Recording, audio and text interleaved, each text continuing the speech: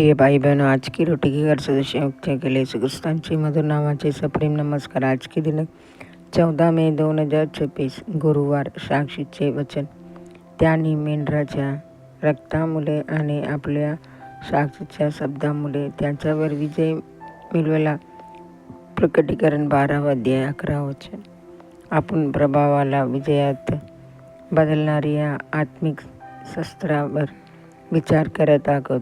त्यापैकी एक अत्यंत सामर्थ्यशाली शस्त्र म्हणजे तुमच्या साक्षीचे वचन. ख्रिस्ताचे प्रतिबिंब दाखवणारे जीवन कार्य. साक्षीच्या पाया. जर तुम्हाला विजय हवा असेल तर पवित्र जीवन आणि जीवित साक्ष आवश्यक आहे. देव पवित्रेत चालणाऱ्या बरोबर कार्य करतो. असा जीवनाचा पाया म्हणजे पवित्र आत्म्याने भरलेले असणे. पवित्र आत्मा तुमच्यावर येईल तेव्हा तुम्हाला सामर्थ्य मिळेल आणि तुम्ही माझे साक्षीदार यावेल. प्रेषितांची कृत्ये 1:8. खरी साक्ष म्हणजे काय?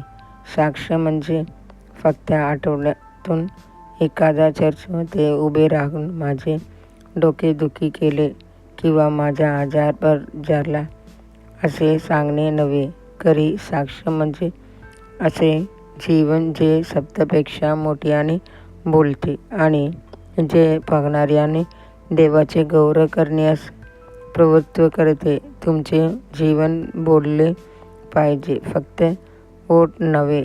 पण जर आपण सुरुवात सांगतो आणि आपले साक्ष गमावतो, लोक ऐकणार नाहीत, विश्वास ठेवणार नाहीत आणि ख्रिस्ताकडे येणार नाहीत. म्हणूनच महात्मा गांधी म्हणाले, मला तुमचा ख्रिस्त आवडतो पण तुमचे ख्रिस्ती आवडत नाहीत. त्यांनी हे तेव्हा म्हटले जेव्हा त्यांनी ख्रिस्ती असल्याचा दावा करण्याकडून भेदभाव अनुभवला.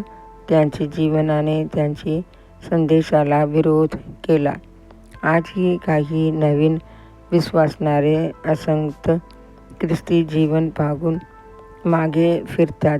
एक नवीन विश्वासणारा कठीण विरोध आणि धमक्या नाही न जीवनात स्थिर राहिला, पण त्याने त्याला बप्तिस्मा देणाऱ्या पास्टरला गुप्तपणे धूम्रपान करताना पाहिले. ते त्यांच्यासाठी धक्का ठरले आणि तो मागे केला. तुझे वचन मी माझ्या अंतःकरणात साठवले आहे, जेणेकरून मी तुझ्याही विरुद्ध पाप करू नये. स्तोत्र 119:11. विजयी जीवन म्हणजे पवित्रेत रुजलेले, देवाचे वचनात स्थिर आणि पवित्र आत्म्याने सामर्थ्यवान केलेले जीवन. अशा प्रकारची साक्ष सैतानावर विजय मिळवते. जेव्हा तुम्ही हत्या दर्यातून जाता तेव्हा शत्रू बारकाईने पाहतो. तुमचे जीवन तुमच्या कबुलीशी जुळते काय हे बघण्यासाठी प्रिय देवाची लेकरा, पवित्र आणि सातत्यपूर्ण जीवन तुमच्यासाठी स्वर्गाचे दरवाजे उघडेल.